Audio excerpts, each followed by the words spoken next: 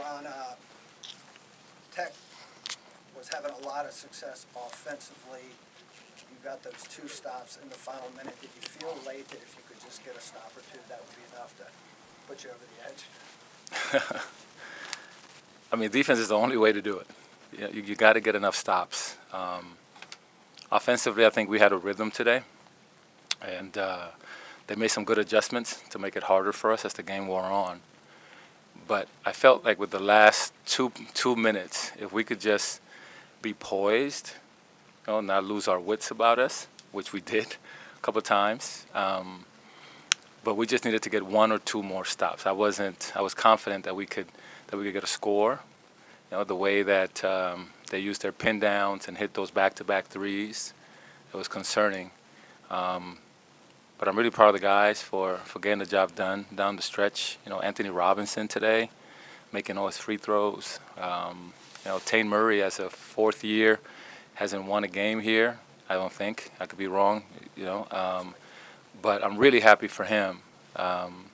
When he dove on the floor at some point at the beginning after a turnover, showed us how bad he wanted it. I think that he maybe broke his nose on that play, or he's got a nice little bruise. I told him this could come down to 1 possession, and that could be the possession that wins us the game. So thank you for sacrificing your body that way. Just really happy for the guys. Literally, they played really well, and we didn't play perfect defense, but we defended well enough to get the W. Obviously, McNeely had a lot of big baskets for you in the second half. Were there certain things about Tech's defense that you were able to take advantage of for him to have a big game today? No, I feel like IMAC's been shooting the ball well. I think he's playing with really a high level of confidence right now, and what I'm trying to do is stay out of his way. I am. I'm not trying to overcoach him, undercoach him. If he sees something, I want to trust that what he sees is good for us, and that's his journey right now. It's a guy he had 22 tonight. We got to encourage him to keep shooting, because his shooting also opens up opportunities for others. It's not just him making baskets. He becomes kind of a target, and sometimes he gets 2 people flying at him, which opens up someone else. So I am pleased with the way that he played. David, on the defensive thing, the Wall had 19 in the first half, only 4 in the second. Did you guys make some adjustments defensively? Yeah. Well, first of all, he was fantastic in the first half. He's so gifted, athletically. Some of his plays above the rim, his drives. He hit 2 threes in the first half, so he had a pretty complete game. Credit to him for doing that. He was a main part of the scouting report, so even through that, he performed well. So that's what good players do. In the second half, we did make some adjustments. I'm not going to tell you what they are, but he was the focus. He had 19 at halftime, so we knew that we needed to do something different with him, just to make it a little harder for him and communicate better, to make sure that the right people were guarding him. Jeff. Final points of the game came on that lob pass to Anthony from Rhodey.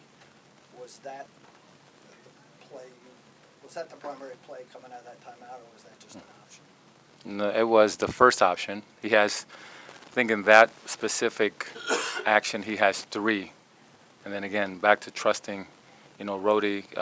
He's had back games with 9 assists. At that point in the game, we are going to put the ball in his hands and trust that he's going to make the right decision. He had IMAC for a shot.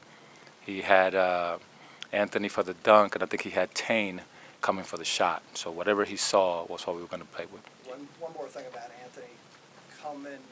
He was fouled going into the final TV timeout.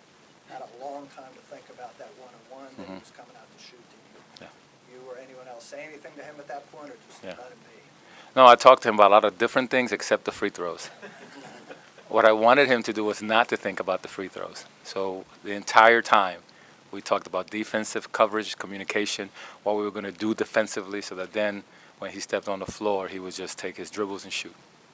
Mark, what enabled you to be so good on offense in the first half, and then what were they going to be doing in the second half to make it harder on you in the second half? Well, the guys just made plays. They made plays. They made shots. We took care of the ball. I'm not sure how many turnovers we completely had, but those have been our biggest issues. Where earlier in the year was taking care of the basketball, making sure we don't turn the ball over. And when we do that, we usually play pretty well offensively.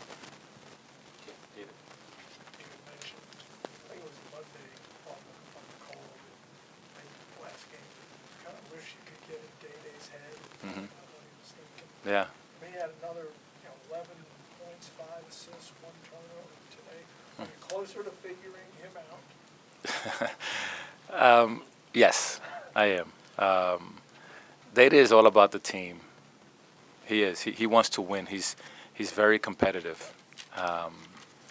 My instructions to Data again are to understand his guardrails within our offense, and to play with tremendous freedom in those guardrails. You don't have to. Don't go too far to the left. Don't go too far to the right. But be super aggressive in between those two. And I think that's what he's starting to figure out. Is that a difficult needle to thread? It is. But it only comes through experience. So since he's getting so much playing time, since he's having an opportunity to grow, it's hard to learn that when you only get 3 or 4 minutes a game. I mean, he's playing a lot of minutes, and he's starting to see the impact that he has on the team. Two more, Michael, and then Jeff. You said Elijah needs to, coming back from the injury, needs to get up to speed with the team. How close to that do you think he got in practice this weekend and today? Elijah had a really good week of practice. He's closer. You can see even when he was out there a couple of times, the ball just, I don't know, went through his hands, and those are the rhythm things that I think you lose when. But then he made some really good plays. I was happy to see him score. Got to the free throw line, so he's closer to being who he was. I mean, the good thing is that he's not feeling any pain or anything. So it's just more about getting a rhythm. And this time of the year, you're not practicing for 2 hours, so our practices are pretty short. So there's not a lot of scrimmaging. It's just more. He has to get his rhythm through play, and we got to find a way to keep him on the floor. Okay, last one, Jeff. You've talked about cutting down the turnovers and rebounding better, and you've obviously, you guys have done that better of late. Are there other factors that have contributed to this good play? Is this just a collection of guys, a lot of who are thrown together, just starting to get chemistry on the court? Yeah, well, Jeff, I think it's all of it. Guys have to get used to each other. Time is the key in it all. If you don't have any shared experiences, then what do you tap into? This group was thrown together. We got so many guys that didn't play together last season. And it doesn't matter what we have. Like, we all have the same amount of time. So I could want these guys to be where they are now back in November, but you need time to do that.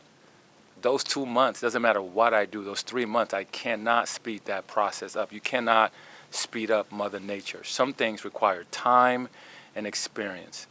The one thing about this group is that when going through adversity and hard time presses you. It presses you forward in order for you to become who you're supposed to become. Society today is afraid of hard times. Everybody wants a trophy, but nobody wants to pay the price to get it. You have to go through difficulties in order for you to arrive anywhere. So we are thankful for every loss that we took, every heartbreak, every long trip, because those experiences have to be had so that then you can persevere forward. So yes, the turnovers, the taking care of the ball, the losses, the mistakes that cost you games, all of it. It's all part of the journey. And you can't have one without the other. Thanks, Coach. Love Anthony Robinson and Isaac.